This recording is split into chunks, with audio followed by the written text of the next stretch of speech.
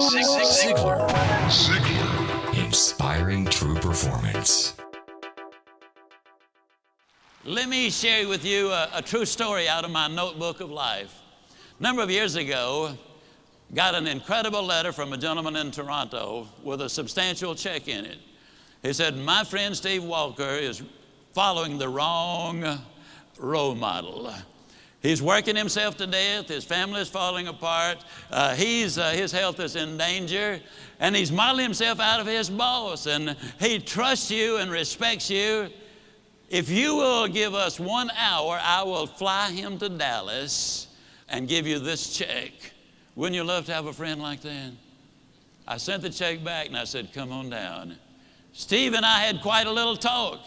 And in our talk, I asked him why he had such a role model. What about this man that made him so completely important in his life? And he said, well, he's the most successful man I have ever known.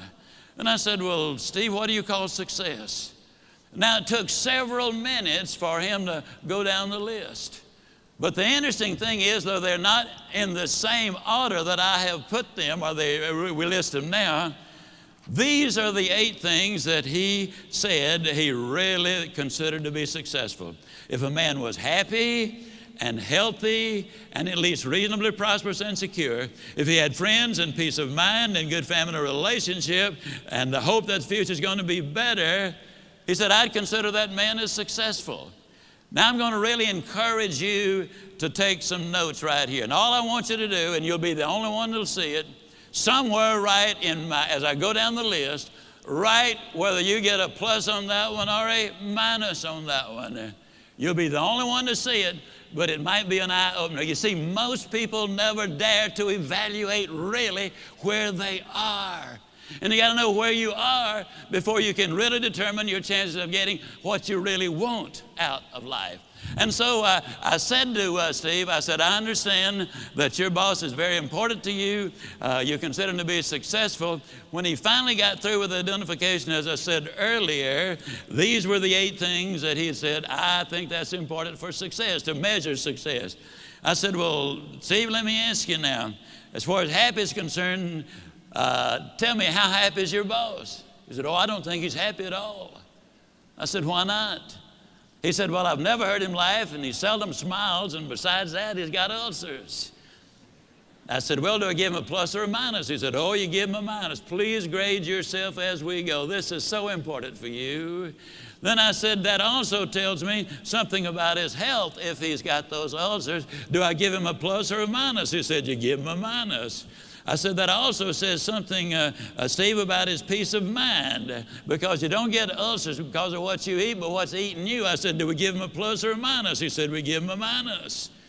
I said, Steve, I've asked you one question about what success is, what balance is, what's important to you. One question, and your boss comes up with 3 minuses. I said, tell me how prosperous he is. He said, man, he's got money running out of his ears, and he's getting more every day. I said, we give him a plus on that one, don't we? He said, we sure do. I said, how secure is your boss? He said, well, he's as secure as money can make you. And I said, well, Steve, let me ask you, did you read where 2 billionaire brothers here in Dallas went bankrupt? I said, how does your boss compare? Oh, man, he doesn't have that kind of money. Did you read where our ex-governor was worth $100 million at one point? He's now bankrupt. How does your boss compare? Oh, he doesn't have that kind of money. Now, understand, Steve equated security with corporate position and bucks in the bank. So I said, well, Steve, let me ask you, would we give your boss a plus or a minus or just a question mark on that? He said, let's be generous and give him a question mark. I said, how many friends does your boss have? I hope you're marking these for you. How many friends, real friends, does your boss have? He said, I don't think he's got any. I'm not his friend. I just happen to admire the guy. To tell you the truth, he's somewhat of a jerk. And I said, okay, we give him a minus on that one. I said, tell me about his family. And he said, well, his wife's divorcing him. Well, that one's easy to answer. I said, how much hope does he have for the future? He said, well, before I started talking to you, I thought he had a lot. But right now, I don't think he's got any. Why did that statement come forth? Because for the first time, he had evaluated it. That's what we need to do. Evaluate where we are. Are we investing our time properly, using our resources properly? What will the end results be? Well, then I said to Steve when that was over, we give him the minus there.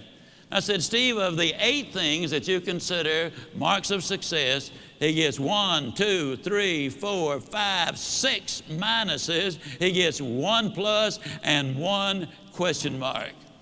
I asked Steve a question. I'm going to ask you the same question. Steve, would you swap places with your boss right now, knowing what you know? He looked at me kind of stunned. He slowly rose to his feet and said, no, I wouldn't. Would you? Zig Ziglar. Inspiring true performance.